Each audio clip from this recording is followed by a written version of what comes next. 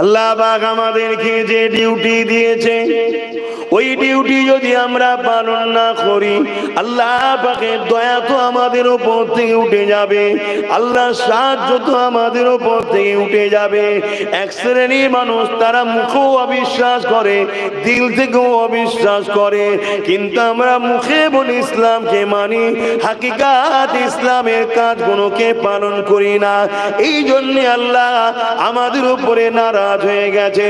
যদি আমরা আল্লাহ পাকের আযাব থেকে নাজাত পেতে চাই, আমাদেরকে ন্যায়ের পক্ষে ফিরে আসতে হবে, অন্যায়ের বিরুদ্ধে লড়তে হবে।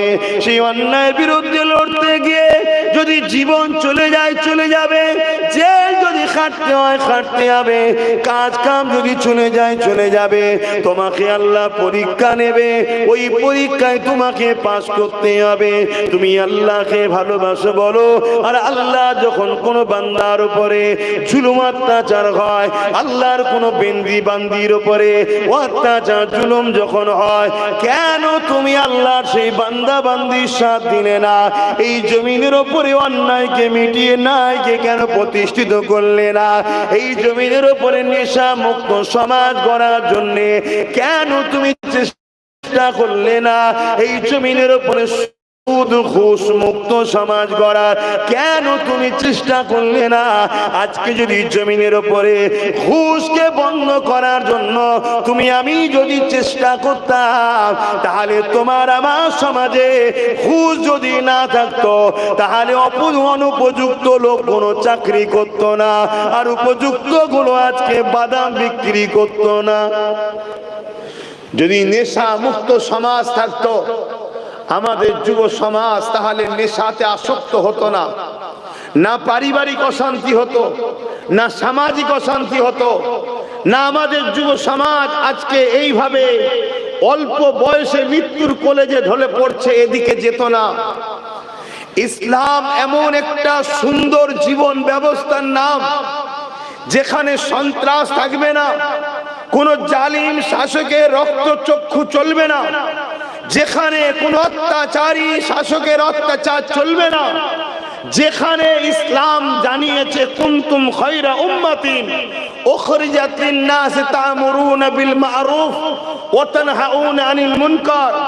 আমাদের দুটো কাজ ইসলাম দিয়েছে, অন্যায়কে মিটাও, ন্যায়কে প্রতিষ্ঠিত করো। জোরে বলুন সুবহানাল্লাহ।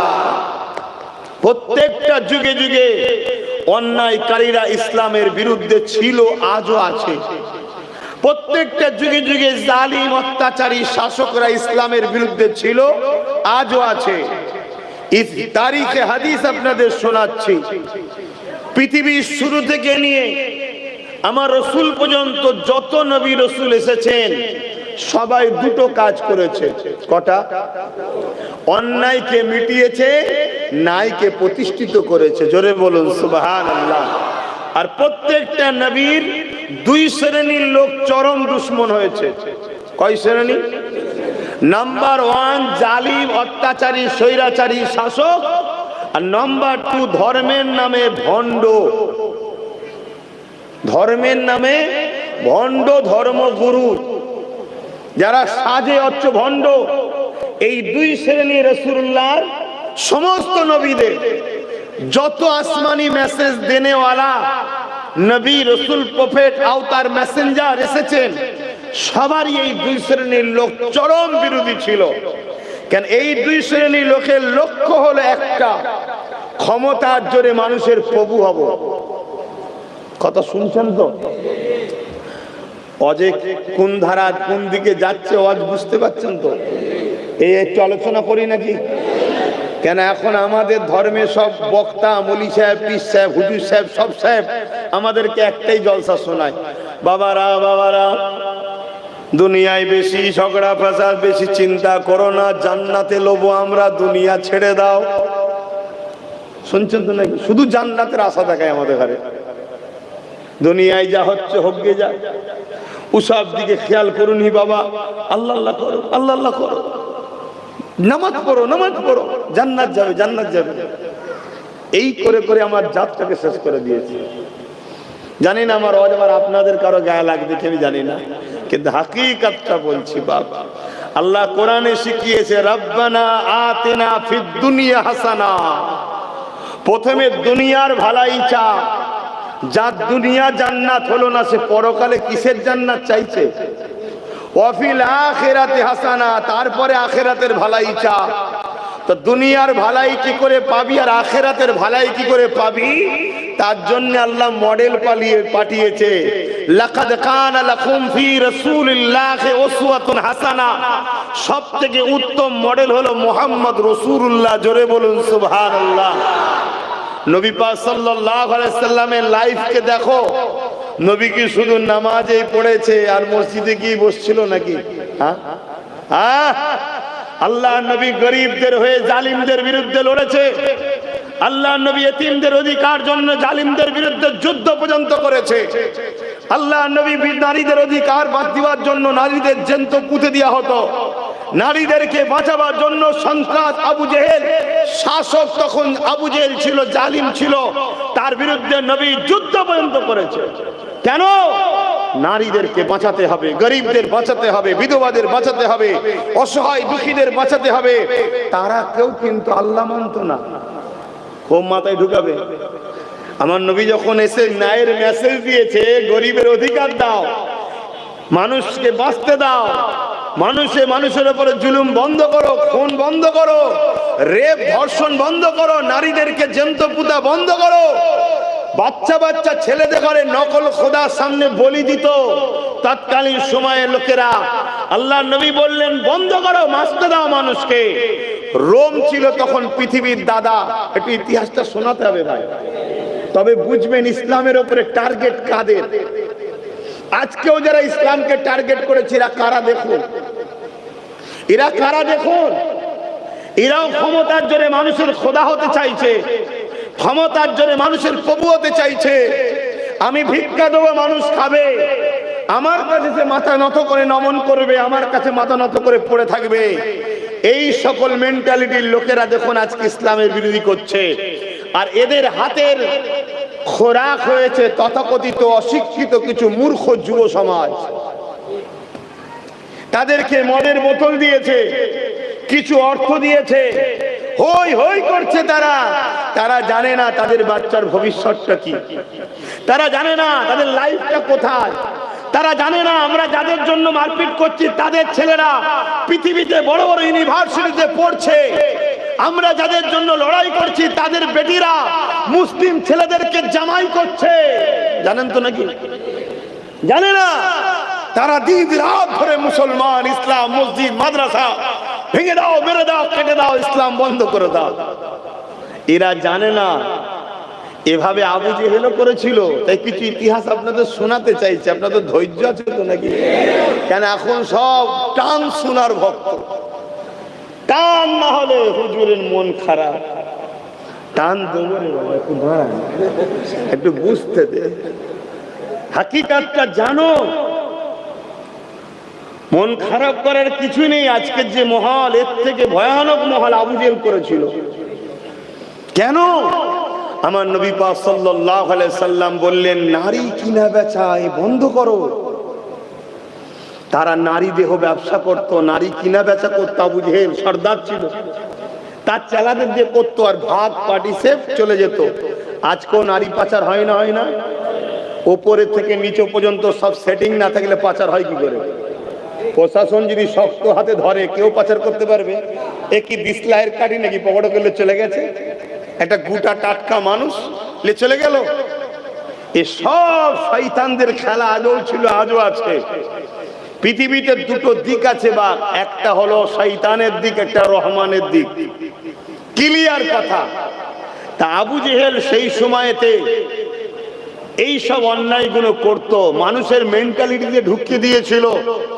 তোরা গরিবে জন্ম হয়েছিস, তোরা নিচু জাত হয়ে জন্ম হয়েছিস, তোদের কোনো বাঁচার অধিকার নেই, তোরা আমাদের কৃতদাস দাসী, তোদের বেটিরা আমাদের ভোগের জিনিস। ধনীরা ভোগ করত, যদি কন্যা সন্তান হতো কন্যা ওই নারীকে একসাথে জ্যান্ত পুঁতে দিত বা হত্যা করত। যদি পুত্র সন্তান হতো সন্তানটাকে নিয়ে নারীটাকে হত্যা করত। এই রকম পৃথিবীতে পুরো ভরে গিয়েছিল। তৎকালীন সময় সুপার পাওয়ার ছিল হলো রোম। এখন যেমন সুপার পাওয়ার বলে আমেরিকা, তবে আমার কাছে নয়, 56 ইঞ্চির কাছে সুপার পাওয়ার, আমার কাছে নয়। শুনছেন তো নাকি? কেন আমার দেশ কার সঙ্গে যুদ্ধ করবে, কখন বন্ধ করবে, 56 ইঞ্চি উনার পরামর্শ নিয়ে চলছে। আমরা হলে কান মুলে দিতাম, চল আমার দেশের ব্যাপার, আমি যা খুশি করব, তুই এখানে দাদা কিসের, আমিও দাদা, ঠিক না বেঠিক? কিন্তু দুর্ভাগ্যের বিষয় 56 ইঞ্চি শুধু ফটোতে দেখি আর মিডিয়াতে দেখি, হাকিকাতে ক ইঞ্চি মেপে দেখা দরকার আছে। আর বাইরে শুধু ইঞ্চি দেখলে হয়নি, কলিজাটা কতটা আছে দেখতে হয়, ঠিক তো নাকি? বিরাট সুন্দর দেহ চেহারা, কুরবানি দিবার পরে বলছে কলজে কানা। দেখেছেন না দেখেননি? লে ফেলে দেখি করা যাবে। তো কলিজাটা হচ্ছে মূল ব্যাপার। আলহামদুলিল্লাহ আমাদের কলিজা আছে, বলুন না আলহামদুলিল্লাহ। কেন কলিজা আছে? আমরা অন্যায়ের বিরুদ্ধে লড়াই করে ন্যায়কে প্রতিষ্ঠিত করার জন্য জীবন দেওয়াকে সব থেকে বড় নিয়ামত মনে করি। জোরে বলুন সুবহানাল্লাহ। তো বাপ আমার, যাই হোক, তো সেই সময়ে রোম ছিল হচ্ছে সুপার পাওয়ার। সেই রোমের কালচার কেমন ছিল? গরিবের ঘরে, ছেলেদের ঘরে খাঁচার মধ্যে বন্দি করে রাখতো, বড় বড় স্টেডিয়াম গ্যালারি করে রেখেছে, সেখানে ওই বাঘ বা হিংস্র পশুদেরকে ছেড়ে দিত, আর গরিবের ঘরের ছেলেকে ছেড়ে দিত। গরিবের ঘরের ছেলেকে ওই বাঘ হিংস্র সঙ্গে, পশুর সঙ্গে কুস্তি লড়তে হবে। ভাই সম্ভব কি? পারতো না, মারা যেত। আর ওই যারা নিজেদের ভিআইপি বলে, তারা সব হাততালি দিত। এই ছিল তাদের অসভ্যতা। তারাও নারীকে ভোগের জিনিস মনে করত, কোনো সম্মান মর্যাদা ছিল না। আল্লাহ নবী তাদের বিরুদ্ধে লড়াই করে গরিবদের উদ্ধার করেছে এবং নারীদের মর্যাদা দিয়েছে। জোরে বলুন সুবহানাল্লাহ। ইসলাম একে বলে দাড়ি, টুপি, নামাজ, রোজা, এটা হলো ব্যক্তি জীবনের আমল। ইসলাম দাঁড়িয়ে আছে কুনতুম খায়রা উম্মাতিন উখরিজাত লিন-নাস তা'মুরুনা বিল মা'রুফ ওয়া তানহাউনা আনিল মুনকার। অন্যায় দেখলে তার প্রতিবাদ, তাকে মিটাও, আর ন্যায়কে প্রতিষ্ঠিত করো, এর উপর ইসলাম দাঁড়িয়ে আছে। আজকে বুকে হাত দিয়ে বলুন, আমরা মুসলিম দাবিদার, আমরা ইসলামের দাবিদার। আমরা কি অন্যায়ের প্রতিরোধ করি? এজন্য আল্লাহ আমাদেরকে জালিমদের হাতে বঞ্চিত করছে। অন্যায়ের সঙ্গে আমরা গা মিলিয়ে দিয়েছি, এই অন্যায় আমাদেরকে, অন্যায় দিয়ে আমাদেরকে মিটাচ্ছে। কোন সূরা বাকারার মধ্যে আল্লাহ বলেছে, তোমরা যখন আমার ও আমার হাবিবের হুকুম ছেড়ে দিয়ে দুনিয়ায় আমার বিরুদ্ধে যারা, ইসলামের বিরুদ্ধে যারা, তাদের যখন তোমরা মুখাপেক্ষী হয়ে যাবে, তাদের হাতে আমি আল্লাহ তোমাদেরকে জিল্লাত দেব। শুনছেন? আজকে আমরা আমাদের কর্মে মরছি। আমাদের উচিত যে কোনো অসহায় মানুষ বিপদে পড়লে, সে যে কোনো ধর্মের হোক, মুসলিম হতে পারে, হিন্দু হতে পারে, খ্রিস্টান হতে পারে, আদিবাসী হতে পারে, সাঁওতাল হতে পারে, তার ধর্মটাকে আমি দেখতে যাব না। আমি দেখবো সে মানুষ, সে বিপদে পড়েছে। শুধু মানুষ নয়, কোনো অবলা পশু বিপদে পড়লে তাকে সাহায্য করার নাম হলো ইসলাম। জোরে বলুন সুবহানাল্লাহ।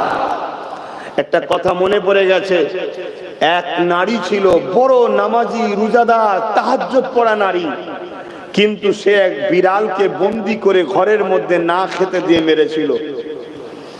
আল্লাহ নবীর কাছে যখন এই মেসেজটা আসে, তার এত রোজা, নামাজ, কোরআন তেলাওয়াত সব কিছু শুনেছে, কিন্তু একটা অবলা পশুকে ঘরের মধ্যে বন্দি করে না খেতে দিয়ে মারার কথা যখন রাসূল শুনেছে, আল্লাহ নবী বললেন, ওই নারীটা কিয়ামতের দিন জাহান্নামে যাবে। শুনছেন বাপজানেরা? আর আজকে আমরা মানুষে আশরাফুল মখলুকাত মানুষ, সেই মানুষকে খোদার্থ রাখছি, তার সম্পদকে কিনে নিচ্ছি, তার নামে মিথ্যা কেস দিচ্ছি, তার উপরে জুলুম করছি, তাকে হত্যা পর্যন্ত করছি, তার নামে কি না কি করতে আমরা বাদ দিয়েছি। আপনি বলবেন আমি তো করিনি। আপনি করেন না তো কি হয়েছে? যারা করে তাদের সাথে আপনি আছেন না? না, একটু হ্যাঁ কি না বলেন। ইসলাম বলছে দুই শ্রেণীর লোক মার খাবে। ইসলাম বলছে দুই শ্রেণীর লোক মার খাবে। নাম্বার 1 হলো যে পাপ অন্যায় করে তাকে আল্লাহ শাস্তি দেবে। নাম্বার 2 হলো যে অন্যায় পাপের প্রতিবাদ করেনি আল্লাহ তাকেও শাস্তি দেবে। আল্লাহ পাক আমাদেরকে যে ডিউটি দিয়েছে ওই ডিউটি যদি আমরা পালন না করি আল্লাহ পাকের দয়া তো আমাদের উপর থেকে উঠে যাবে, আল্লাহর সাহায্য তো আমাদের উপর থেকে উঠে যাবে।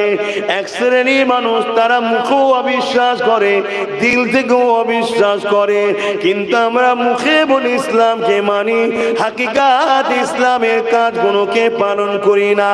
এই জন্য আল্লাহ আমাদের উপরে নারাজ হয়ে গেছে। যদি আমরা আল্লাহ পাকের আযাব থেকে নাজাত পেতে চাই আমাদেরকে ন্যায়ের পক্ষে ফিরে আসতে হবে, অন্যায়ের বিরুদ্ধে লড়তে হবে। সেই অন্যায়ের বিরুদ্ধে লড়তে গিয়ে যদি জীবন চলে যায় চলে যাবে, জেল যদি খাটতে হয় খাটতে হবে, কাজ কাম যদি চলে যায় চলে যাবে। তোমাকে আল্লাহ পরীক্ষা নেবে, ওই পরীক্ষায় তোমাকে পাস করতে হবে।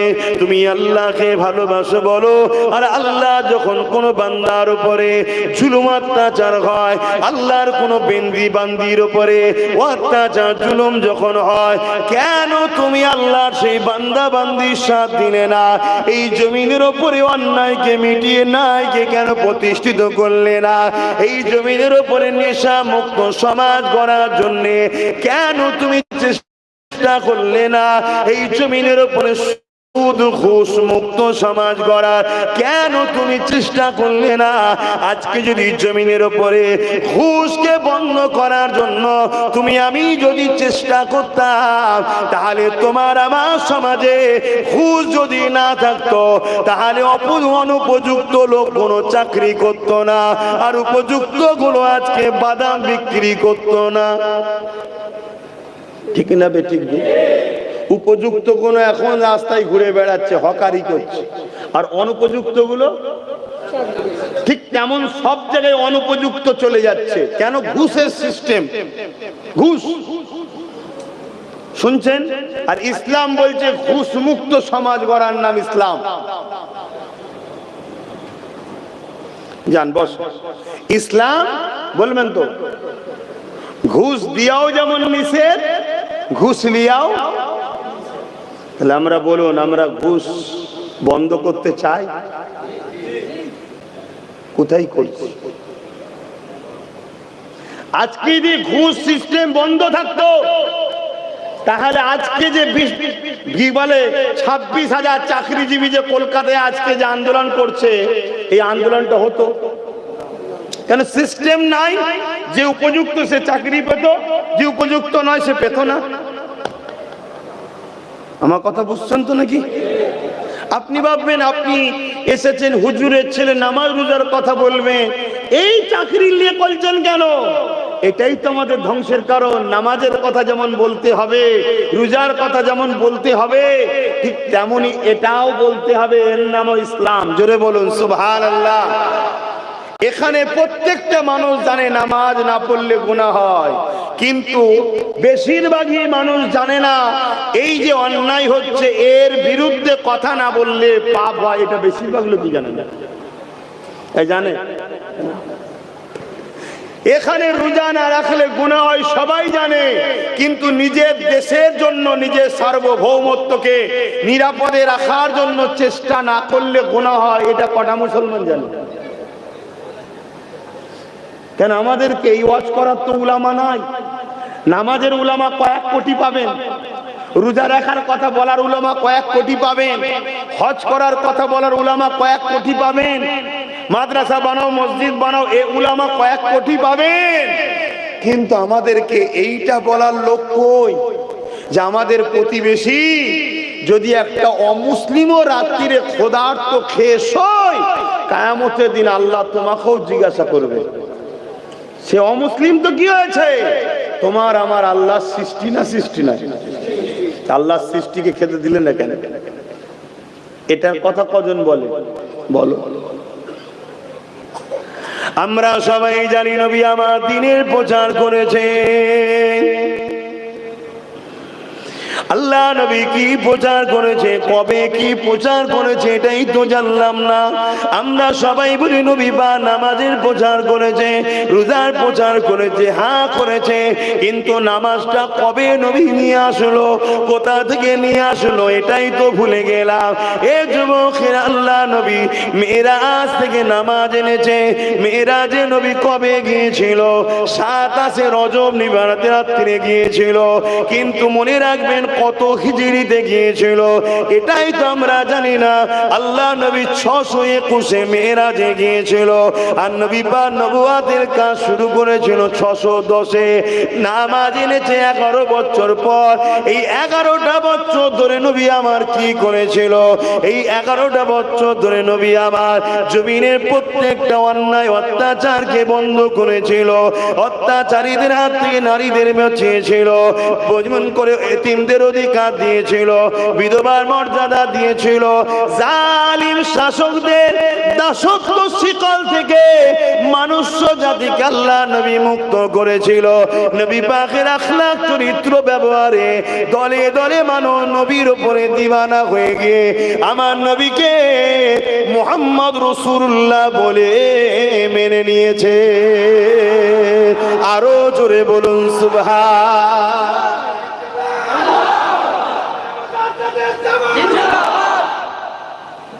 আর আজকে মুসলমান নাম সাইনবোর্ড, সাইনবোর্ডে মুসলমান অমুক মোল্লা, মুসলমান অমুক ইসলাম, মুসলমান অমুক। সে সমাজের নেতা হয়েছে, যত গরিবদের ঘরে চুরি করছে, পাক্কা চিটিংবাজ বদমাইশ, আর ওকে দেখে মিডিয়া প্রচার করছে দেখো ইসলাম কেমন। শুনছেন তো নাকি? আমার কথা কি কষ্ট হচ্ছে?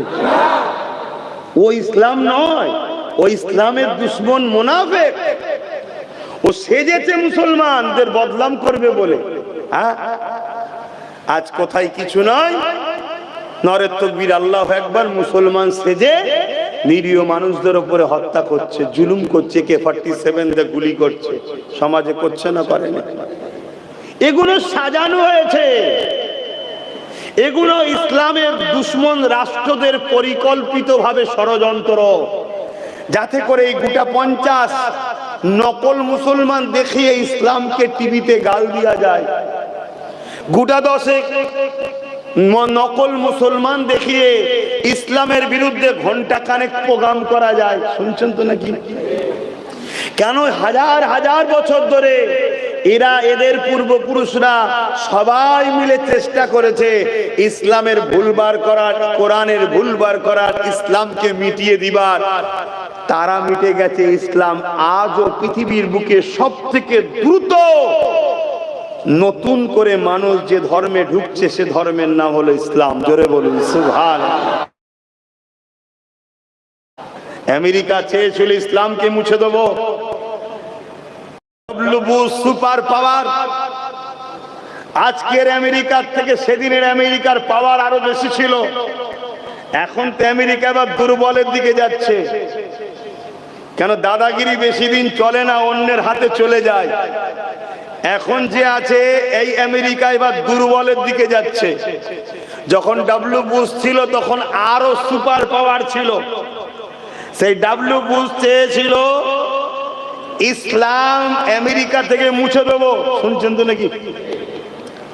যেমন আমার দেশেও কেউ কেউ এ স্বপ্ন দেখছে, কিছু কিছু বাইরে শোনা যাচ্ছে ইসলাম মুছে দেবো মানে ইনসাফ রাখবো না, ইনসানিয়াত রাখবো না, ধর্ষণ হবে, জুলুম হবে, খুন হবে, দাঙ্গা হবে, সন্ত্রাসী হবে, লুট হবে। এই সাম্রাজ্য তৈরি করতে চাইছে, যেটা অলরেডি হচ্ছে। তো যত দিন যাচ্ছে রেপ বাড়ছে, যত দিন যাচ্ছে দুর্নীতি বাড়ছে, যত দিন যাচ্ছে খুন বাড়ছে, যত দিন যাচ্ছে দেশের গরিবি বাড়ছে, যত দিন যাচ্ছে দেশ দেউলিয়া হচ্ছে। কেন? যারা দেশকে চালাতে চাইছে তারা ইসলাম মুক্ত করতে চাইছে। ইসলাম মুক্ত মানেই তো ধ্বংস হওয়া। শুনছেন তো নাকি? হ্যাঁ, আমরা তো আরবি শব্দটা দেখে অনেকে ভুল ব্যাখ্যা করছে। শব্দটা আরবি, বাংলা মানে কি? শান্তি, নিরাপদ, সভ্যতা, ইনসাফ, ইনসানিয়াত। সুসমাজ ব্যবস্থা, দুর্নীতি মুক্ত সমাজ ব্যবস্থা। শুনছেন তো নাকি? আর এগুলো ইসলামের একজন লোক যদি দাঁড়িয়ে থাকে ইমানদার, একজনই কিন্তু অন্যায়ের মোকাবেলায় কথা বলবে। শুনছেন? এজন্য জালিম শাসকরা কখনো ইসলামের মান্যওয়ালা প্রকৃত থাকুক এটা চাই না। তাই আমাদের যুব সমাজকে ইসলামের দুশ্মনরা মেলা দিয়েছে, খেলা দিয়েছে, গান ইসলামলে ভাবার সময় ওকে দিস না। আর আমাদের ওই ইয়ং জেনারেশন ভাবছে আমাদের আপন, সব হই হই করছে, হই হই করছে না। বাচ্চা যখন কাঁদে দেখবেন মা খেলনা ধরিয়ে দেয়, অরিজিনাল জিনিস আমাদের হাত থেকে কেড়ে নিয়েছে। আমরাই তো মূলত সমস্ত সমাজের মানুষের নিরাপত্তা আমরাই দেব, কিন্তু সেই জায়গা থেকে আমাদেরকে বার করে দিয়ে খেলনা ধরিয়ে দিয়েছে।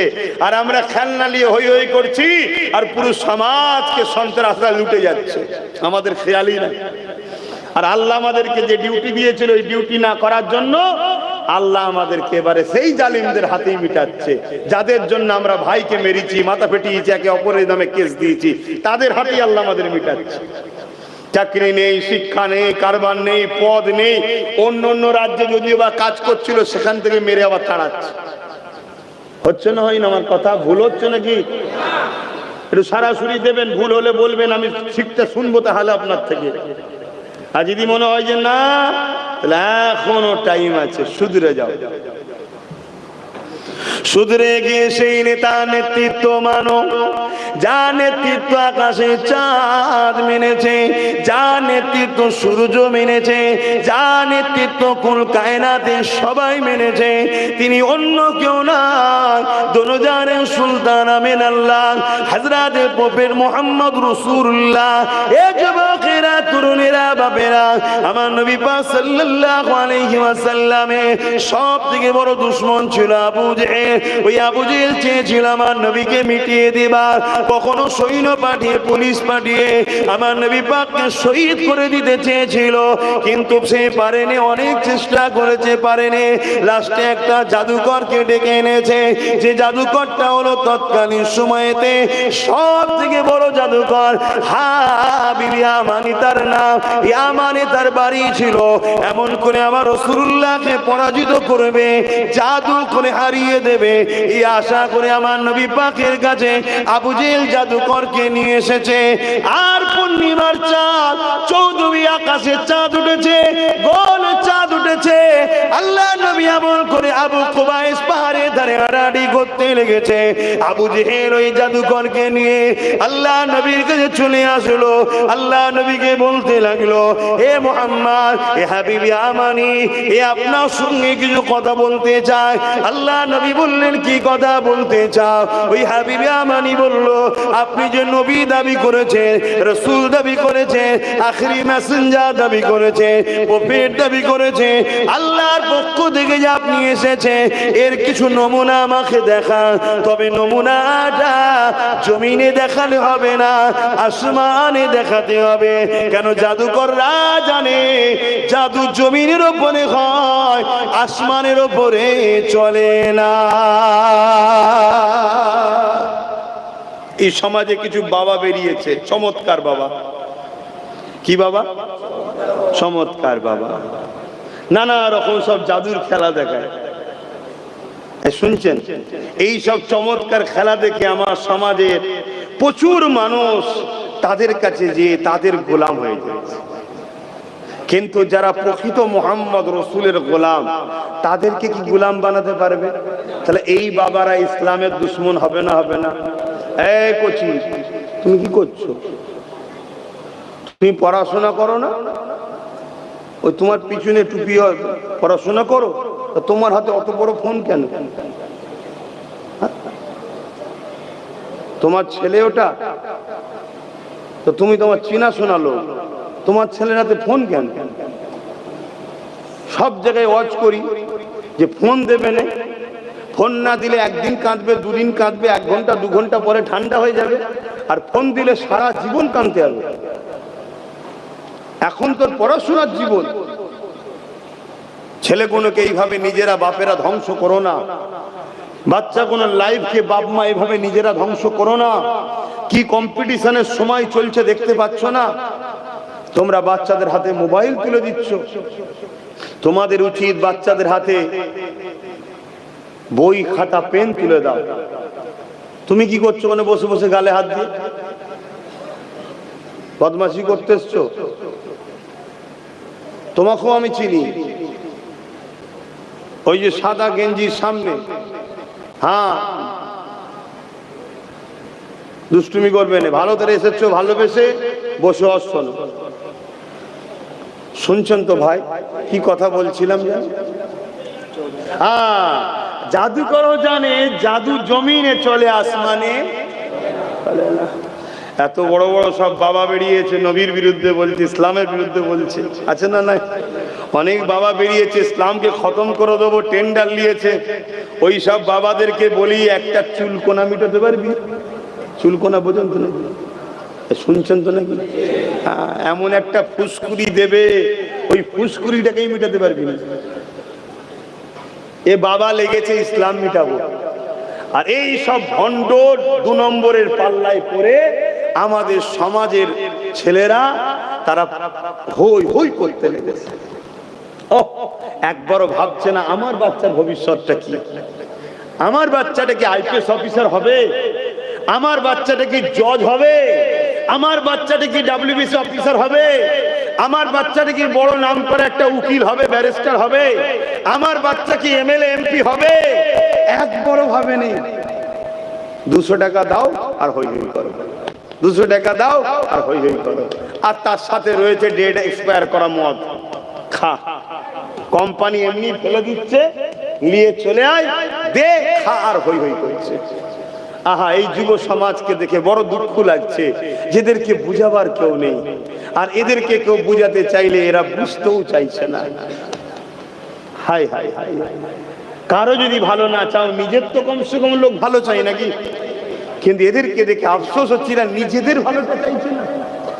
নিজের তো একটা ভালো চাই মানুষ। তা হাবিবে আমানি আমার রাসূল পাক সাল্লাল্লাহু আলাইহি সাল্লামকে জিজ্ঞাসা করছে যে আসমানে কিছু করে দেখাও। এই শুনছো যুবকরা, আল্লাহ তোমাকে কোন নবীর উম্মত করেছে? আল্লাহ তোমাকে বলেছে মুহাম্মদ রাসূলের নেতৃত্ব মানো, আর তুমি মুহাম্মদ রাসূল ছেড়ে দিয়ে গেঁজাখোর, মাতাল, বদমাইশ, চোর, লম্পটের নেতৃত্ব মানছো। তো তোমার উপরে খোদার মার হবে না তো কার উপরে হবে? হ্যাঁ, তুমি কে? তুমি নিজেকে ভুলে গেলে? তুমি নিজেকে চিনতে পারছো না? তুমি কার পিছনে ঘুরছো? সামান্য একটু ভিক্ষার জন্য এই ভিখারিটা তুমি হলে কেন? বল, এই ভিখারিটা হলে কেন? আজকে যাদেরকে আমরা দেখছি পৃথিবী বিখ্যাত বিখ্যাত ধনী, তাদের লাইফ স্টাইল কখনো পরে দেখেছো? তারা জন্মগত ধনী কেউ হয়ে জন্মায়নি, সব গরিবই ছিল। কেউ বোম্বাই 500 টাকা দিয়ে বাদাম বিক্রি করত, আজকে সে পুরো বোম্বাইকে কিনার তার পয়সা আছে। তুমি গরিব হলে কেন? আল্লাহ তোমাকে বলেছে না চেষ্টা করো, তুমি চেষ্টা করেছো?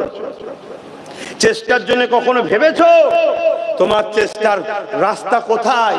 তোমার চেষ্টার রাস্তা হলো যে মুহাম্মদ সাল্লাল্লাহু আলাইহি ওয়াসাল্লাম সবথেকে গরিব, সবথেকে পিছিয়ে পড়া, সবথেকে অসহায়, সবথেকে বিমার, সবথেকে পিছিয়ে পড়া মদিনা শরীফকে পৃথিবীর সবথেকে শ্রেষ্ঠ টপে আজকের দিন পর্যন্ত পৌঁছে দিয়েছে। সেই নবীকে তোমার ফলো করে বিজনেস, অর্থনীতি নিয়ে তোমার ভাবা দরকার ছিল। জোরে বলুন সুবহানাল্লাহ। কখনো তুমি তোমার নবীর অর্থনীতি নিয়ে পড়েছো? বলো। আর আমরা যদি তোমার নবীর অর্থনীতি বুঝাতে চাই, তোমাদের তো সময় নাই যে হুজুরকে ডেকেছি, হুজুর নামাজের কথা বলবে, সেই ঘুরিয়ে ফিরে একটাই কথা, এই নামাজ পড়তে হয়, জানো না? জানো না?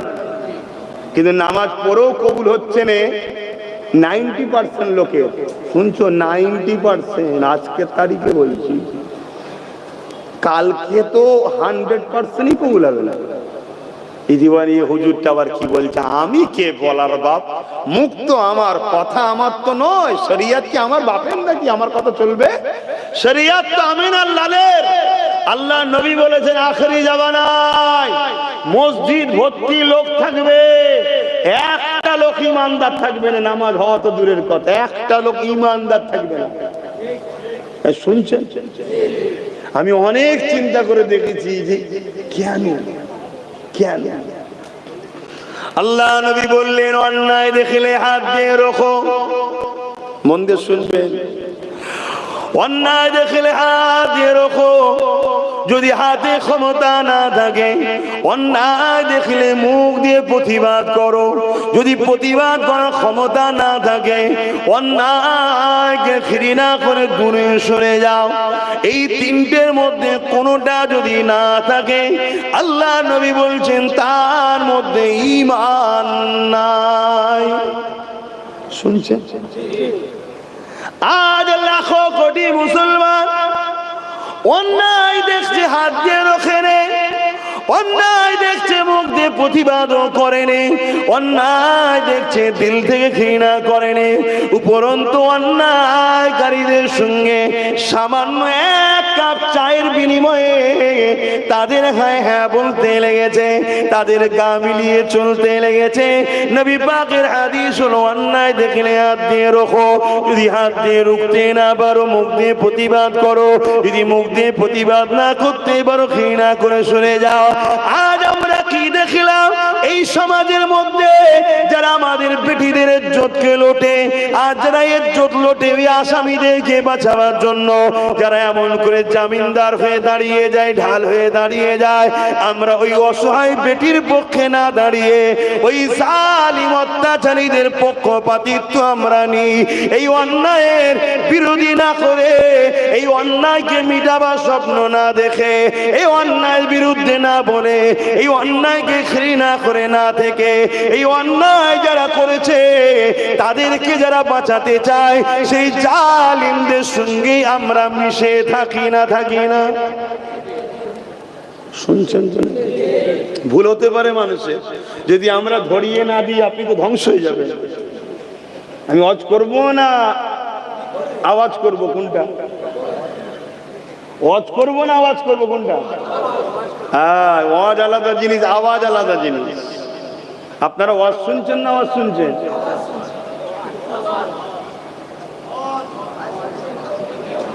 দুটো দল হয়ে গেছে এখানে। যারা আওয়াজ শুনছো তারা বেকার সময় নষ্ট করছো, আর যারা ওয়াজ শুনছো তারা কামিয়াবি হচ্ছে। কেন? নবী ওয়াজ করেছিলেন, আবু জেহেল আওয়াজটা শুনেছিল, খুব সুন্দর আওয়াজ, কিন্তু আবু বকর সিদ্দিক আওয়াজের পাশাপাশি হুজুরের কথাটা, ওয়াজটা, নসিহত, ওয়াজ মানে ভালো কথার উপদেশ দেওয়া, ওইটাকে শুনেছিল, তাই সিদ্দিক আবু বকর হয়ে গেল। জোরে বলুন সুবহানাল্লাহ। এখন তোমরা কোনটা চাইছো, যে হুজুর ওয়াজ করুক না আওয়াজ করুক? যদি ওয়াজ করি তাহলে হক কথা বলতে লাগবে। যেমন আমরা দেখলাম এই বাংলায় আমাদেরই একটা বোন, আল্লাহরই সৃষ্টি, তিলোত্তমা নাম, কলিকাতা মেডিকেলে না কি বলে আরজি করে ডাক্তার ছিলেন, লেডি ডাক্তার, রেপ হয়ে গেল। সেই রেপিস্টদেরকে বাঁচাবার জন্য যারা উকিল ফিট করেছে, আমরা আজকে লাখো মুসলমান সেই জালিমদের সাথে আছি না নাই? আল্লাহ নবী বলছেন অন্যায়ের সাথে যে থাকে তার ঈমান থাকে না। এই শুনছেন বাপ? তাহলে ওয়াজ করব তো? হ্যাঁ। পাপ দুই ধরনের হয়, মন দিয়ে শুনবেন। একটা নিজের ক্ষতি, আর একটা ইনসাফ, ইনসানিয়াত, ধর্মের ক্ষতি। নিজের ক্ষতি যে করে সে যদি তওবা করে নেয়, আল্লাহ মাফ করে দেবেন। জোরে বলুন সুবহানাল্লাহ। কিন্তু কেউ যদি মানবতার, সভ্যতা, ইনসাফ, ইনসানিয়াত, যেটাকে ইসলাম বলে, এর যদি কেউ ক্ষতি করে, তার মাফ নাই। আল্লাহ নবী যে বললেন মসজিদ ভর্তি লোক থাকবে, একটাও ইমানদার থাকবে না। এর কারণটা কি হতে পারে? এ যুবকেরা, তরুণেরা, বাপেরা, তারা হয়তো অন্যায় করেনি, নামাজ পড়ে, তারা হয়তো অন্যায় করে না, রোজা রাখে, তারা হয়তো অন্যায় করে না, দান খায়রাত করে, কিন্তু তাদেরই ভুলের কারণে এই সমাজে আবু জেহেল মাথায় উঠে যায়, তাদেরই ভুলের কারণে এই সমাজের এজিদ মাথায় উঠে যায়, তাদেরই ভুলের কারণে এই সমাজের উদ্বারা মাথায় উঠে যায়। আর তারা মাথায় উঠে গিয়ে ক্ষমতার জোরে ওয়াকাফ কালা কানুন তৈরি করে মসজিদকে মিটিয়ে দিতে চাইছে, মাদ্রাসাকে মিটিয়ে দিতে চাইছে, দ্বীন ইসলামের ঐতিহ্যকে মিটিয়ে দিতে চাইছে। ভেবে দেখুন, যারা মসজিদকে মিটায় আর মিটাবাকারীদেরকে যদি সহযোগিতা করি, তাহলে আমাদের ঈমানটা থাকে কেমন করে?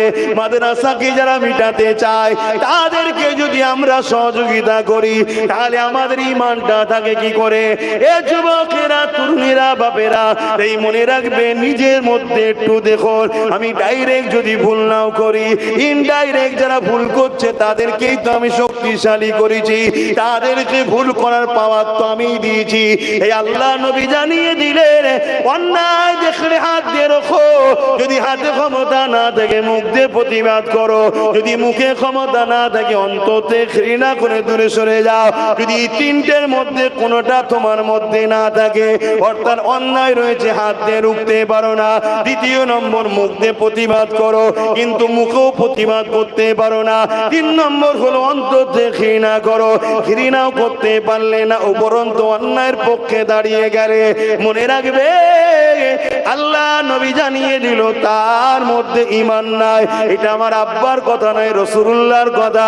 হতে পারে সে দাড়িওয়ালা, টুপিওয়ালা, নামাজি, রোজাদার, সে বেঈমান, বেঈমানের কোনো ভালো কাজ আল্লাহ পাক নেবেন না। তাই দুনিয়ার জমিনে আমরা মার খাচ্ছি, মুসলমান দেখছি, হাকিকাতে কটা ইমানদার মুসলমান মার খাচ্ছে আর কটা মুনাফিক মার খাচ্ছে, এটাও তো বোঝা বড় মুশকিল। তাহলে ওয়াজ করি? হ্যাঁ, ওয়াজ করছি আমি, মনে রাখবেন। হ্যাঁ, এখনো সময় আছে। যদি ক্ষমতা থাকে হাত দিয়ে রোখো, দেখছি একা পারবো না, মুখ দে, তাও পারবো না, অন্ততে ঘৃণা করে, এটা তো আল্লাহ জানছে, সব সরে যাও। তুমি তা না করে সেই জালিমদের পক্ষপাতিত্ব এখনো। হ্যাঁ,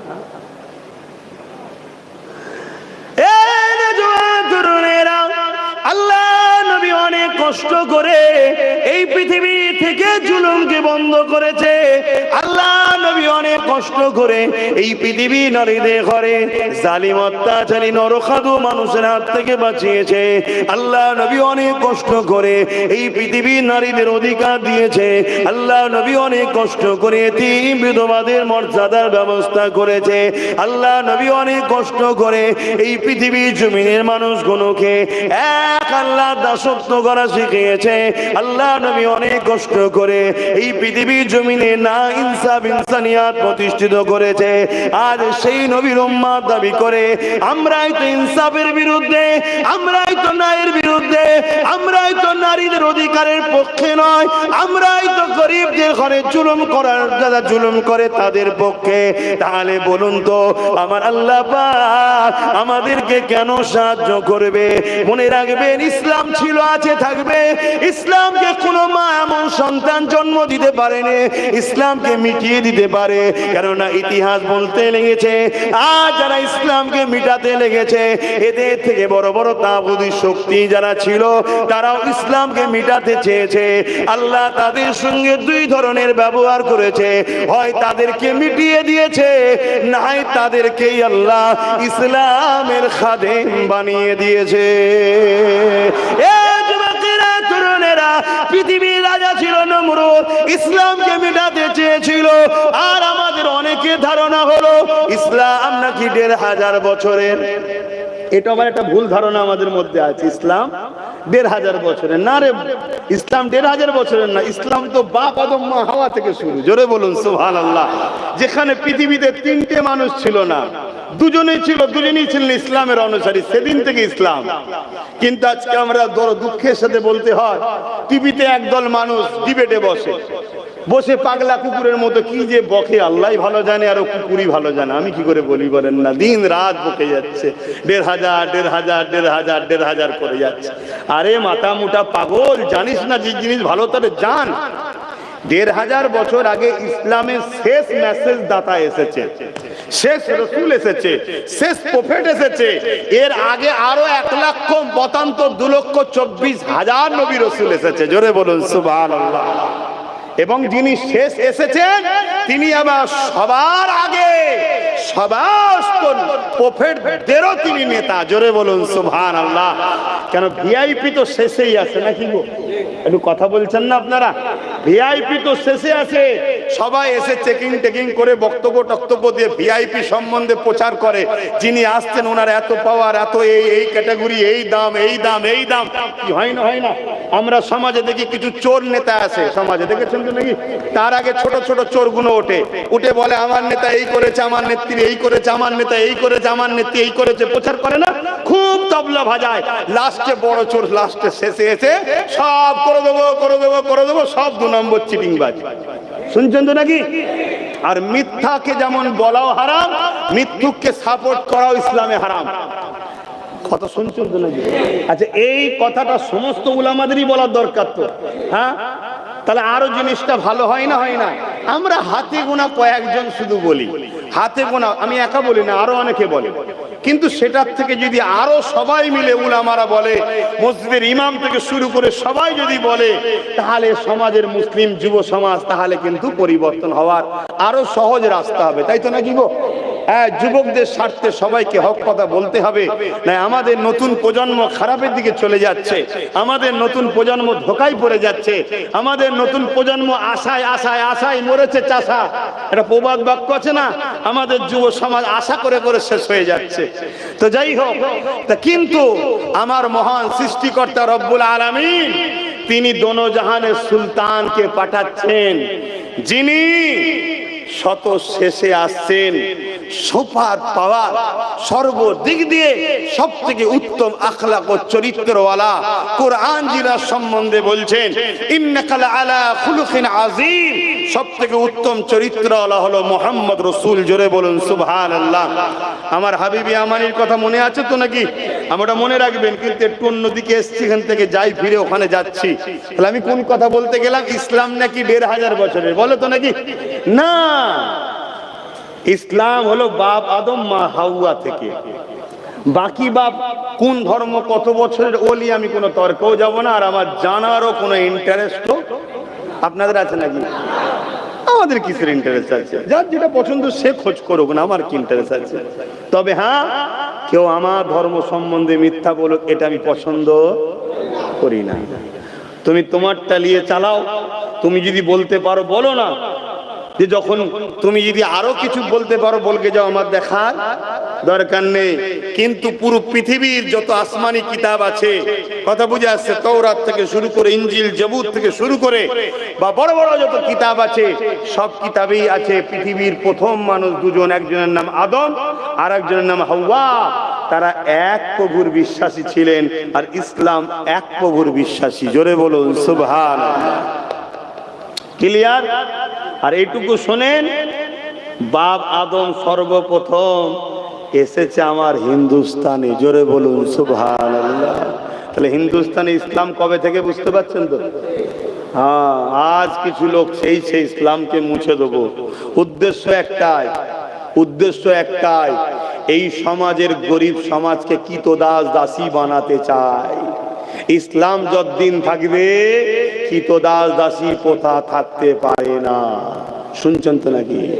কেন? কৃতদাস দাসী প্রথার বিরুদ্ধে আমাদের যুদ্ধ করা ফরজ, করতেই হবে যুদ্ধ। শুনছেন তো নাকি? মানুষ কখনো মানুষের দাস দাসী নয়।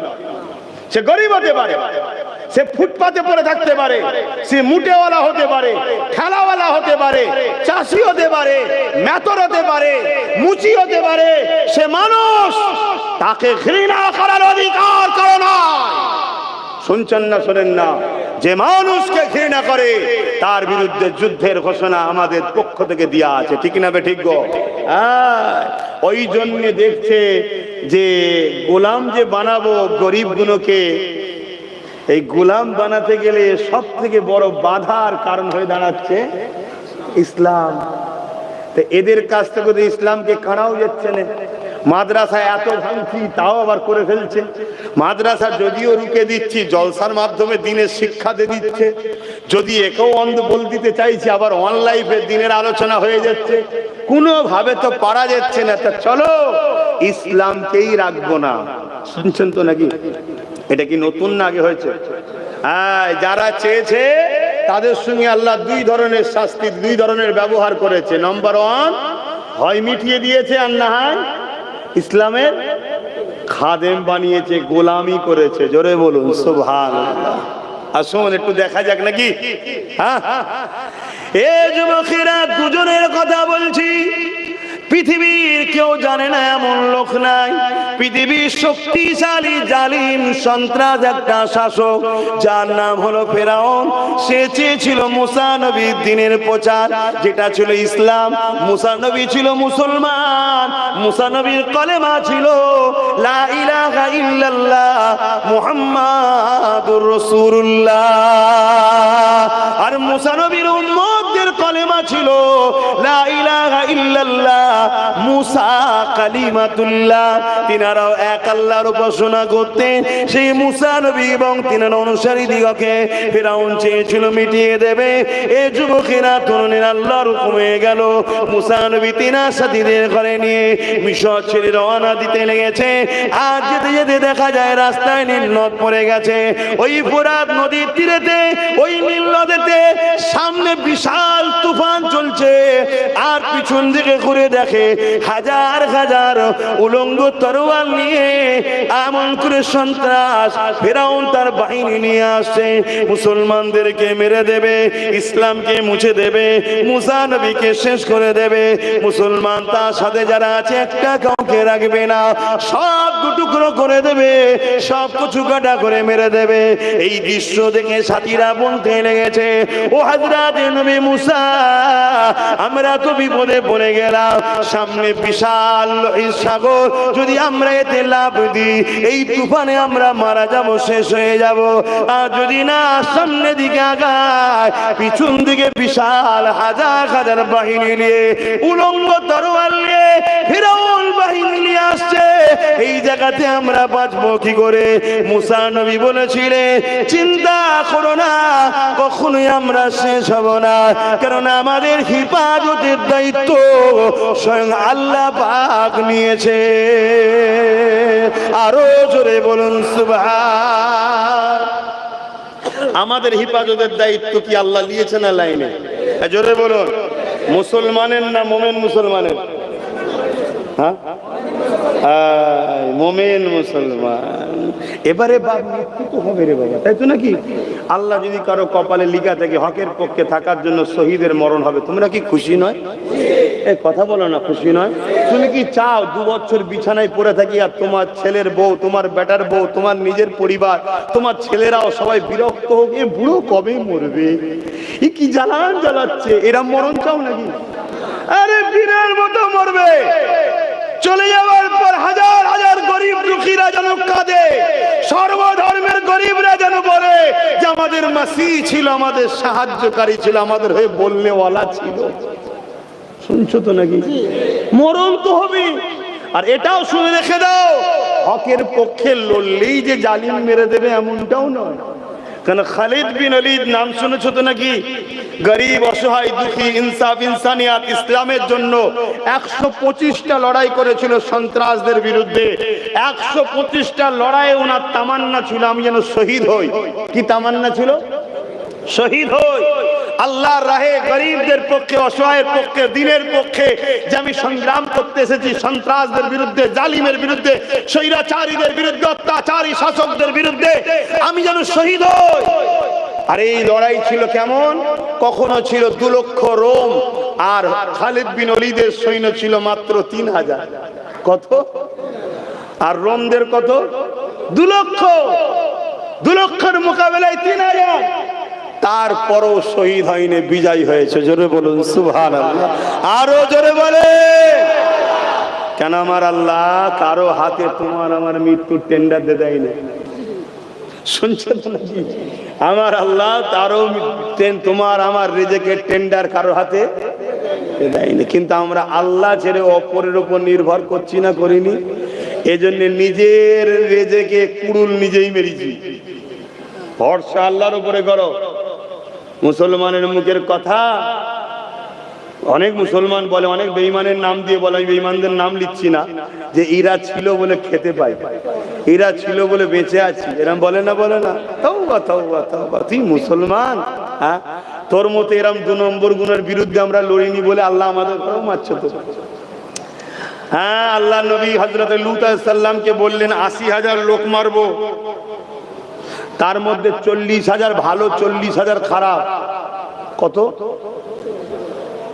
আজান দিচ্ছে আপনাদের মহল্লায় যে? আচ্ছা, আজানটা হয়ে যাক। জামাত কটায়? 8টা।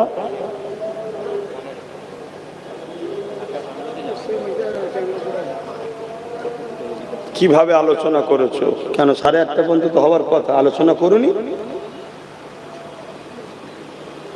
সব নিজেদেরই তো নাকি আলোচনা করতে হয় তো, যে 15 মিনিট পিছিয়ে দাও। যদি মসজিদ এ সম্বন্ধে তোমাদের সাথ না দেয়, এই গোরামিটাও হারাম। শুনছো? একটু আলোচনা করতে হয়। ও কেন?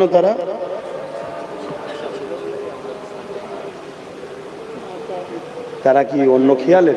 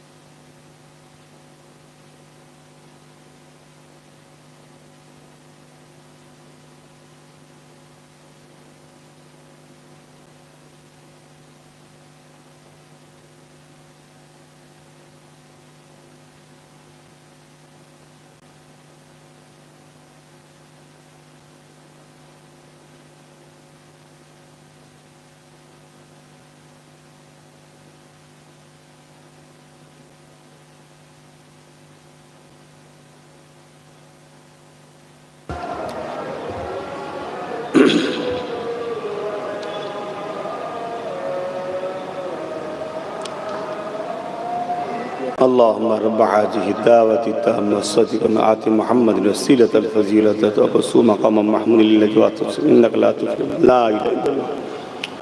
درود شريف. اللهم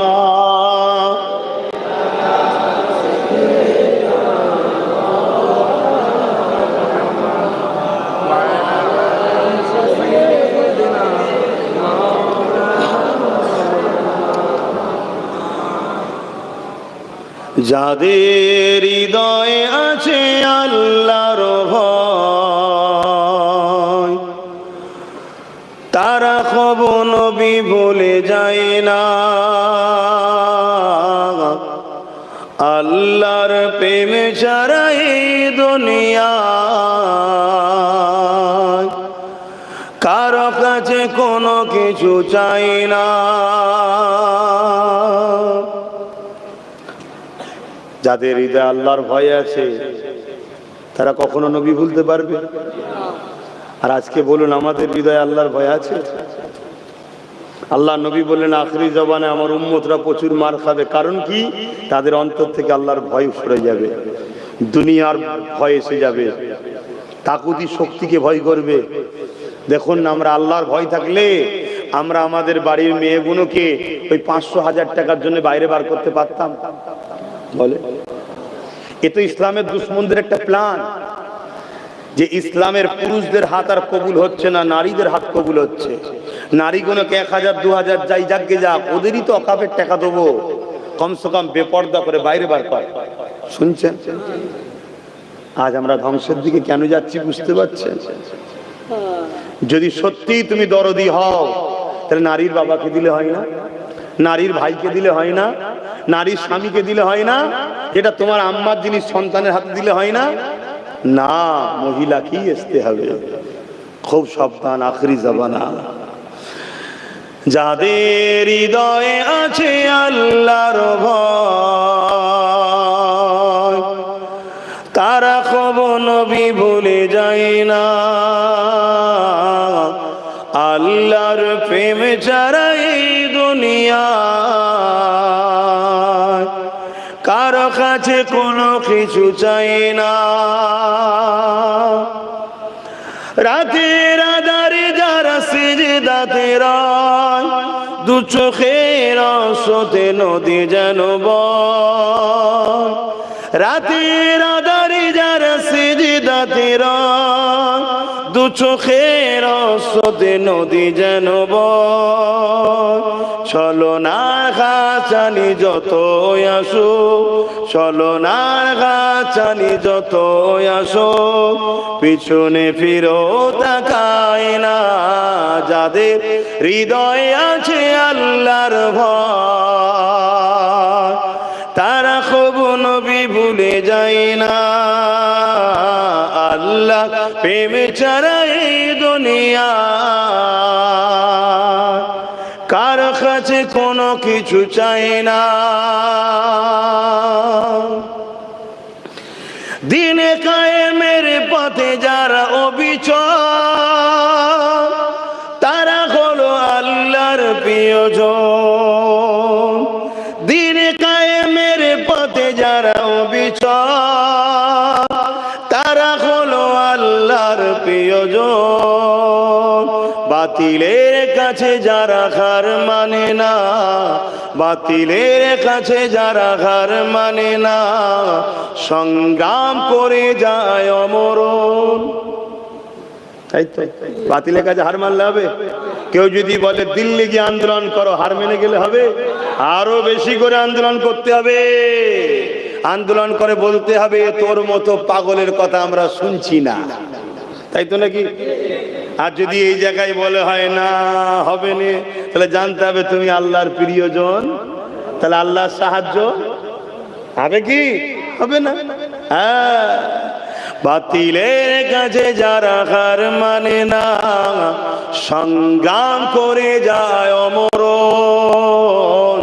যাদের হৃদয়ে আছে আল্লাহর ভয়, তারা কবু নবী ভুলে যায় না। আল্লাহুম্মা সাল্লি আলা।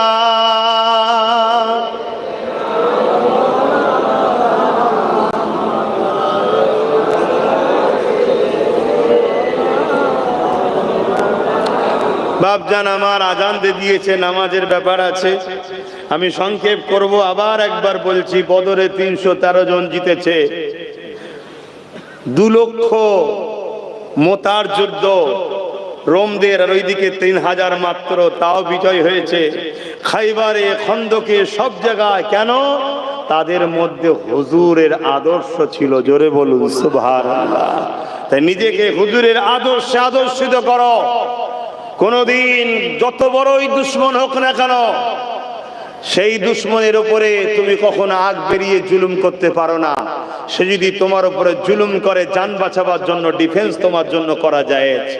এবং জুলুম তার বেটির উপরে নয়, তার নারীর উপরে নয়, মেয়েদের উপরে নয়, বাচ্চাদের উপরে নয়, বুড়োদের উপরে নয়। এটা আদর্শ হওয়া দরকার, ঠিক না বে ঠিক? আর এখন দেখা দেখি নেই, একে অপরের প্রতিশোধ নিচ্ছে। কি?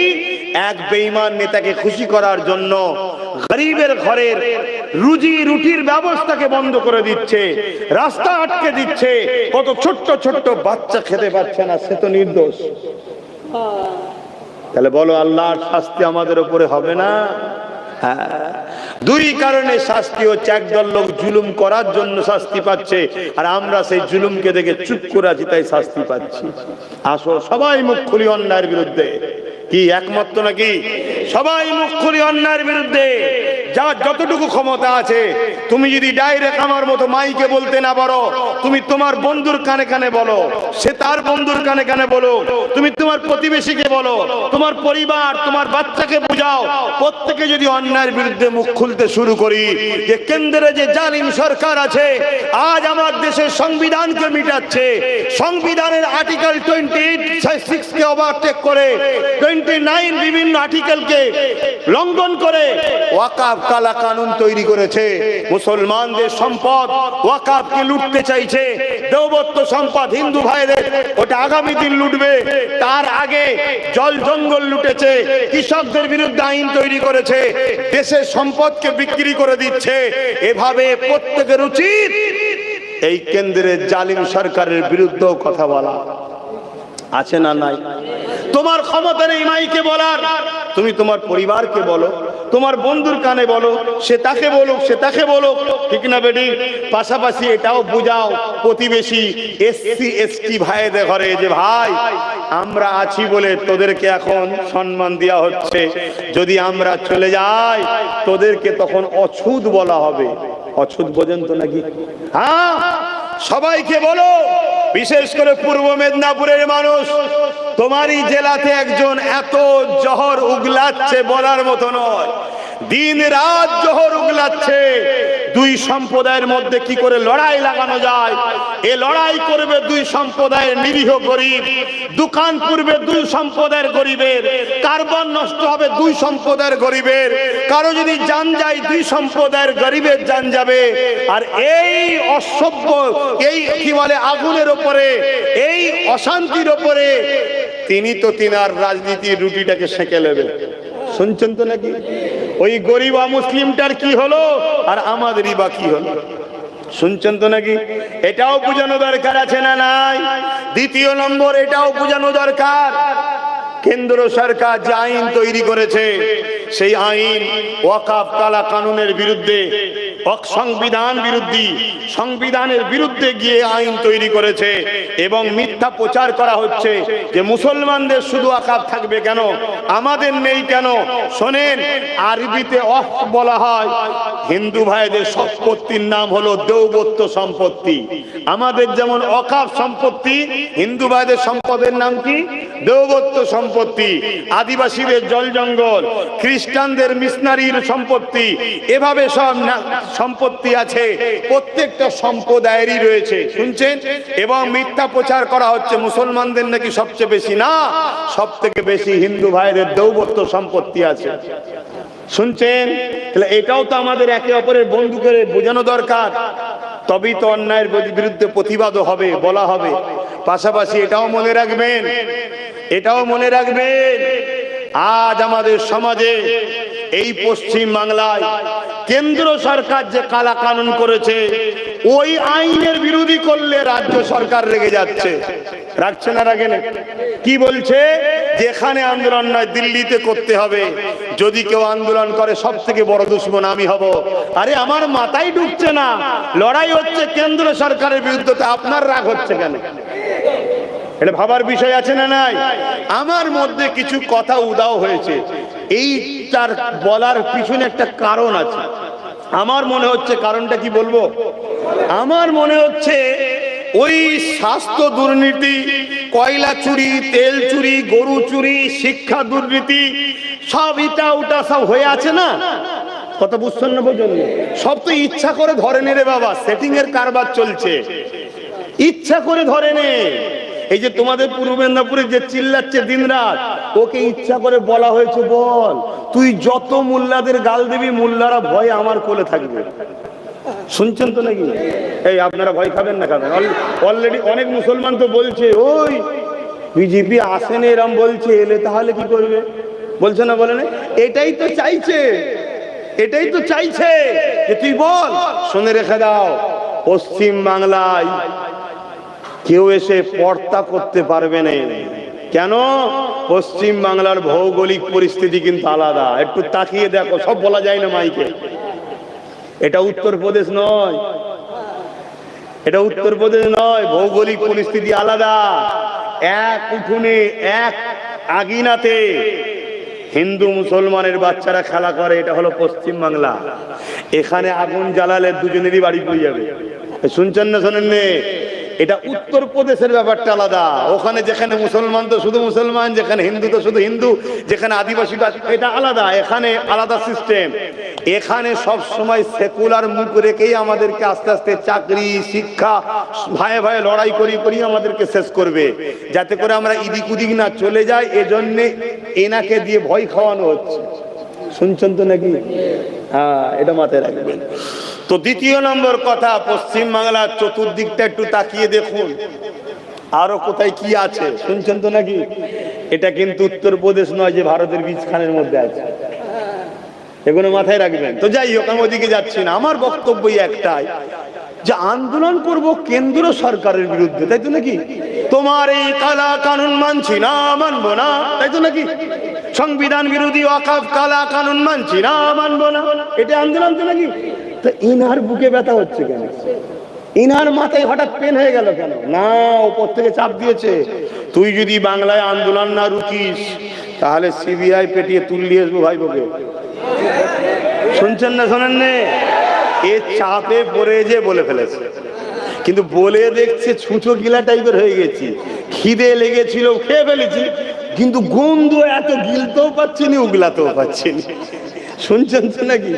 এখন ফেসে গেছে। হাজার হাজার মানুষ এই কথাটাকে মেনে নিতে, যারা এর জন্য লড়াই করেছে, এর জন্য মারপিট করেছে, এর জন্য ভাইয়ের খুন করেছে, এর জন্য ঘর ভেঙেছে মুসলমানের, তারাও বলছে কি সর্বনাশের কথা। আমার মসজিদের জন্য আমি বাংলায় কথা বলবো না, আমার মাদ্রাসার জন্য আমি কথা বলবো না। উপরন্তু এই বাংলায় অস্ত্র মিছিল হচ্ছে পুলিশের পাহারায়, এই হচ্ছে না, না সবারটা হচ্ছে, ওটা হচ্ছে, হবে কি হবে না ও তর্কে আমি যাচ্ছি না, ভুল কি ঠিকে যাচ্ছি না, কিন্তু হয় না, হয় না, তো সবারটা হয়।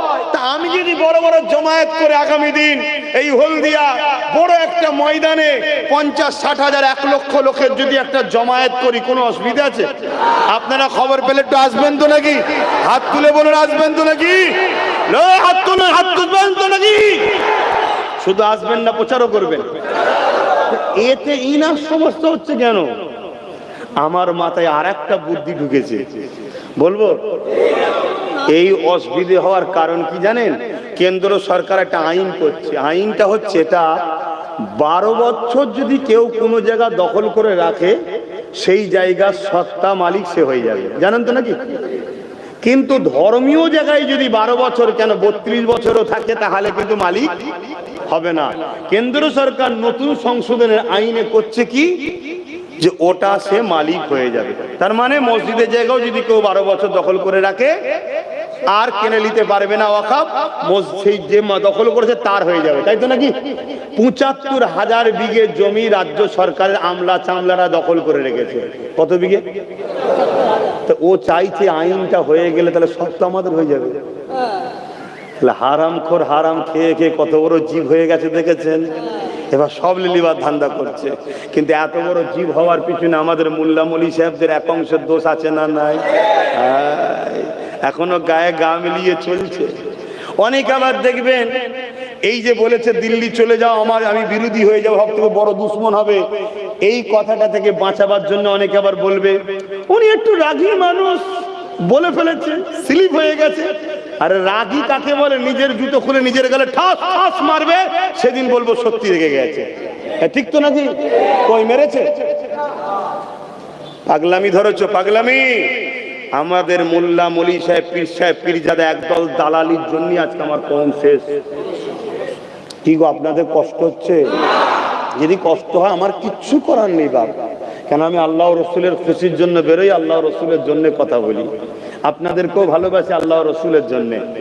আমার কোনো ইন্টারেস্ট নাই। আমার নিজের প্রিয় ভাইটাকে রাস্তায় নেবিয়ে 42 দিন জেল খাটালাম আল্লাহ রসুলের জন্য।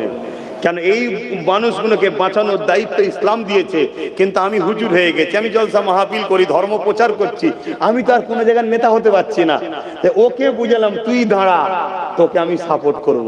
আমি ওকে সাপোর্ট করি, আপনাদের রাগ হয় নাকি? আপনারা সাপোর্ট করেন না?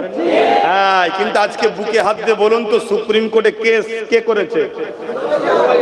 আপনাদের যিনি বলছেন দিল্লি চলে যাও, উনি করেছে নাকি?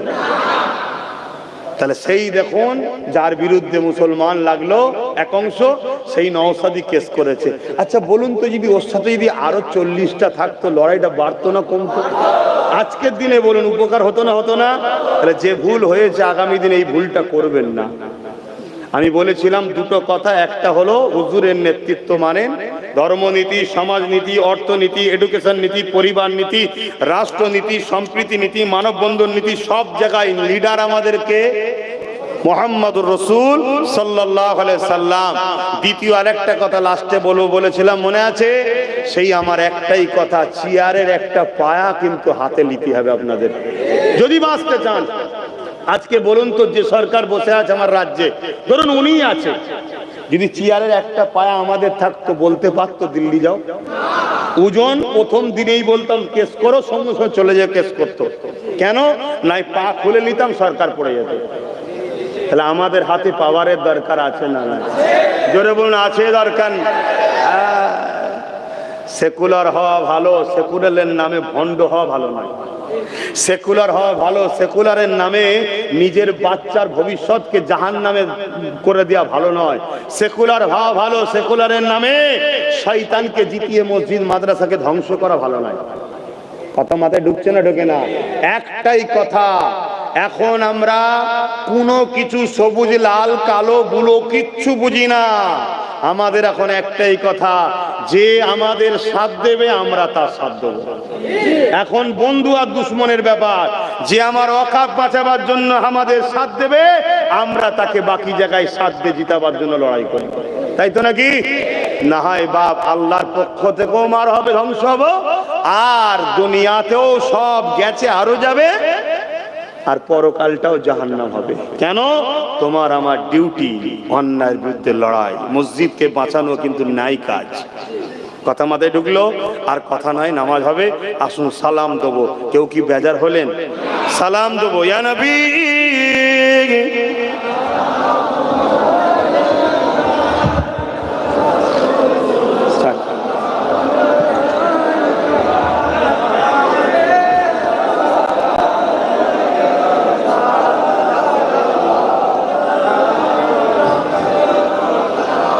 এই যে আমরা দাঁড়িয়ে সালাম দিই, এ নিয়েও সমাজে একটা ইখতিলাফ আছে, জানেন তো নাকি? অন্যায়ের বিরুদ্ধে বলা এটা ইমানি দায়িত্ব, তাই বলছি। কেউ যদি বসে সালাম দেয়, আমি তার বিরুদ্ধে নয়, শুনছেন? কিন্তু কেউ যদি আমার দাঁড়ানোর বিরোধী করে, আমি কিন্তু তার বিরুদ্ধে। আমি কিছু বুঝাতে পারলাম? কেউ যদি বসে সালাম দেয়, আমি তার বিরুদ্ধে নয়, সেটা তার রুচি, তার পছন্দ, জবাব হুজুরের কাছে দেবে, আমার কি দেখার দরকার? কিন্তু কেউ যদি আমার দাঁড়ানোর বিরোধী করে, আমার কিন্তু তার বিরুদ্ধে। কিরকম বিরোধী? তার সম্বন্ধে আহলুস সুন্নাত ওয়াল জামাতের ফতোয়া হলো সে একজন মুনাফিক, গুস্তাখে রাসূল, মুনাফিক মুসলমান। শুনছেন? আমাদের মধ্যে 72টা দল আছে যারা মুসলিম সুরাতে ইসলামের দুশমনদের বন্ধু। কোরআনের ভাষায় তাদেরকে মুনাফিক বলা হয়, তারা যখন গোপনে ওদের সঙ্গে মেশে তখন তাদেরকে বলে যে আমরা তো মুসলমানদের সঙ্গে শুধু ঠাট্টাই আর কি করার জন্য মুসলমান হয়ে আছি, আমাদের মূলত লক্ষ্য মুসলমানের মধ্যে যে পাওয়ারটা আছে, যে পাওয়ার পারমাণবিক শক্তির থেকেও পাওয়ার আমাদের কাছে আছে, জানেন তো নাকি? আপনাদের সবার কাছে আছে, জানেন না? তাহলে আমেরিকা পুরো দেশের যা ক্ষমতা তার থেকে বেশি ক্ষমতা একটা মুসলমানের। ওই পাওয়ারটার নাম কি? ওই পাওয়ারটার নাম হলো ঈমান। কিন্তু ওই পাওয়ারটাকে আজকে বার করছে 72টা মুনাফিক মুসলমান দল। কটা? আমার কথা এটা, নবী পাকের কথা। নবী বলেছেন আহলে সুন্নাত ওয়াল জামাত এটা হলো জান্নাতি দল। জোরে বলুন সুবহানাল্লাহ। বাকি 72টা ফিরকা হবে, তারা নারী, টুপি, নামাজ, রোজা সব থাকবে, তারা জাহান্নামী। হুজুর কি করে চিনবো? আল্লাহ নবী বললেন তাদের কাছে সব থাকবে, আমি নবী, আমার আদব ও আমার প্রেম থাকবে না। শুনছেন? তাহলে আমরা মোল্লা মৌলী সাহেব দেখবো, কিন্তু যার মধ্যে নবীর প্রেম আদব নেই তার সাথে আমরা, জোরে বলুন, নেই। যার মধ্যে নবীর আদব নেই তার সাথে আমরা নাই। তাহলে এই দাঁড়িয়ে সালাম দেওয়াটা হলো আদবে রসুল। এটা রসুলকে আদব করা হচ্ছে। সুন্নতে সাহাবা, সাহাবা হুজুরদের সুন্নাত এটা। জোরে বলুন সুবহানাল্লাহ। কিন্তু কেউ যদি বসে দেয়, আহলে সুন্নাত ওয়াল জামাআতের উলামাদের আকীদা বাড়াবাড়ি করো না, কারণ এটা ফরজ নয়, ওয়াজিব নয়, সুন্নতে মুআক্কাদা নয়। তুমি তাকে প্রেমের সাথে বুঝাতে পারো যে সাহাবা হুজুররা দাঁড়িয়েছে তাই আমরা দাঁড়াই, বাপ আপনিও দাঁড়ান। যদি তার মনে হয় দাঁড়ানো দাঁড়াবে, না মনে হয় সে জবাব দেবে, কিন্তু এলিয়ে ঝগড়া নিজেদের মধ্যে করা উচিত নয়। কিন্তু কেউ যদি আমার প্রেম আদবে বাধা দেয় তাহলে জানতে হবে সে গুস্তাখে রসুল, বিয়াদবে রসুল, সে হলো মুনাফিক মুসলমান 72 দল। এটা আমাদের জানা দরকার আছে না? না, তাই আপনাদেরকে একটু জানালাম। আসেন, আমাদের মধ্যে এই 72টা দলকে করছে ইসলামের দুশ্মনরা। এর পিছনে সব থেকে বড় অবদান হচ্ছে ইহুদি আর খ্রিস্টানদের। তারা কোটি কোটি ডলার টাকা খরচ করে এই নকল ইসলাম, নকল মুসলমান দল তৈরি করছে। তাদের একটাই কাজ, নকল মৌলী সাহেবদের একটাই কাজ, নামাজ দেবে, রোজা দেবে, দাড়ি দেবে, টুপি দেবে, জুব্বা দেবে, পাগড়ি দেবে, কোরআন তেলাওয়াত দেবে, সব দেবে, শুধু কাজ একটা, এখান থেকে নবীর প্রেম আর আদবটাকে বার করলে, অর্থাৎ পারমাণবিক শক্তির থেকেও যে শক্তি ঈমান, ঈমানটাকে বার করলাম। আর ঈমান যখন বেরিয়ে যাবে, এ মুসলমান নিজের ভাইকে নিজেরাই কাটবে, নিজেরাই খুনোখুরি করবে, নিজেরাই সামান্য ভিক্ষার জন্য মারপিট করবে, ছিঁড়াছিড়ি করবে, চুরি করছে না, করে না? সব ঈমানের সমস্যা, সব ঈমানের সমস্যা। না হয় একটা অমুসলিম না হয় বলছে দিল্লি চলে যাও, এর আগে দুটো মুসলিম নামধারীও বলেছে না, বলেন? কিসের সমস্যা? এটা ঈমানের সমস্যা। এদের ভিতর থেকে ঈমান বেরিয়ে গেছে, এরা জানে না, কথা মাথায় ঢুকছে তো। যাক, আল্লাহ আমাদের ঈমান ইজ্জতকে হেফাজত করে, বলুন আমিন। আসেন সকলে প্রাণ ভরে উচ্চ আওয়াজে জবান খুলে পড়ুন, হে নবী সালাম ইয়া রাসূল ইয়া হাবিব সালাম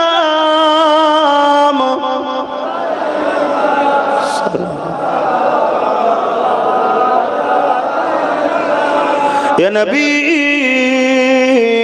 নাম ও পিয়ারা ইয়া রাসূল নাম ও পিয়ারা আরশ पर हक ने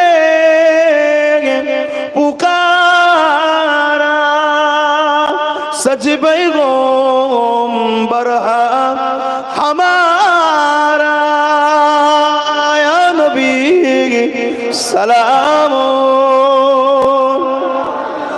या रसूल या हबीब।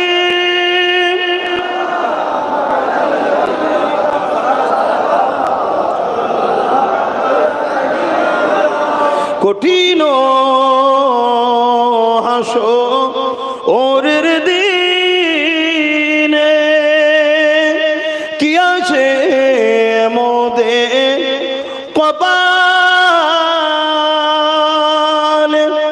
গুনাহগার উম্মাহ আতো আপনার লইবেন সঙ্গে এ মাহশরে নবী সালাম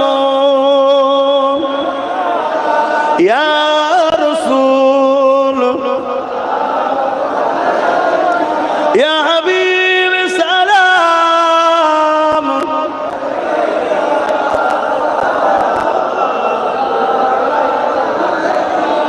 বাপজান আমার, এই ওয়াকফ কালা কানুনের বিরুদ্ধে লড়াই করছে যারা, এবং এই যে রাজ্য সরকারের অহংকারের দিল্লি চলে যাও এর বিরুদ্ধেও যারা বলছে, সেই আন্দোলনকে আমি সাপোর্ট করছি, শুনছেন তো? কিন্তু যারা এর অন্যায়ের বিরুদ্ধে না বলে শুধু কেন্দ্রের বিরুদ্ধে বলবে, তার আন্দোলনকে আমি সাপোর্ট করি না। জানতে হবে সে এর দালাল, ওর বিরোধী করছে, এর হয়ে করছে, শুনছেন তো নাকি? এখানে এও অন্যায় করছে। তো যাক, আগামী দিন আমি যদি আপনাদেরকে ডাকি যে চলুন আমার পাশে একটু দাঁড়ান, সবাই মিলে ব্রিকেটে যাব, আমার ডাকে সাড়া দেবেন আপনারা? একটু আল্লাহকে সাক্ষী রেখে বলবেন হ্যাঁ দেবেন, আলহামদুলিল্লাহ। কিন্তু গাড়ি ভাড়া দিতে পারবো না। পূর্ব মেদিনীপুরের মানুষ, ভাড়া নিয়ে যাওয়া অভ্যেস আছে নাকি গো? খাওয়া পেলে যাবেন নাকি? নিজেদের ঐতিহ্য বাঁচাবার জন্য এবং নিজেদের অধিকার ফিরে পাওয়ার জন্য, ভিক্ষা নয় অধিকার যদি লিবার জন্য আমি ডাকলে খবর পেলে যাবেন তো? আমি এভাবে বাংলার প্রত্যেকটা জায়গায় গিয়ে প্রচার করছি। কেন? আমি চাই 20 থেকে 30 লক্ষ লোকের একটা জমায়েত করব, বলুন ইনশাআল্লাহ। কোনো নারী নয়, শুধুমাত্র পুরুষ। কেন? আমার মায়েদের তাদের বডিগার্ড আমরা শেষ হয়ে যাবার পর তারা, তাই তো নাকি? পথে তাদেরকে নিয়ে ভিড় জমাবার প্রয়োজন আমাদের, আমরাই যথেষ্ট, বলুন ইনশাআল্লাহ। তাহলে আশা রাখতে পারি খবর পেলে গাড়ি ভাড়া ছাড়া খাওয়া দিতে পারবো না। কারণ আমার কাছে তোমাদের চুরি করা ওয়াকফের টাকা নেই যে চলো দিই। আর আমি কোনো সরকারের টাকা নিয়ে তোমাদেরকে ব্ল্যাকমেলও করি না যে চল সব বুঝাই করে নিয়ে যা, বিশাল লোক জড়ো করে দেখিয়ে দেবো এই তো এত রয়েছে, পয়সা দাও সেটিং করে দেবো। আমি ওটাও করি না। দিল থেকে বলো আর একবার, নিজেদের গাড়ির পয়সা খরচ করে নিজেদের খাওয়া দাওয়া, নিজেদের অধিকার ও দিনের স্বার্থে এবং দেশের স্বার্থে কারা কারা আমার ডাকে সাড়া দিতে রাজি আছেন? হাত তুলে দেখা। মারহাবা, আল্লাহ কবুল করে, বোন আল্লাহুম্মা আমিন। এখন দোয়া চাইবো, সকলে একটু ছোট করে বসেন, ছোট করে একটু বসেন।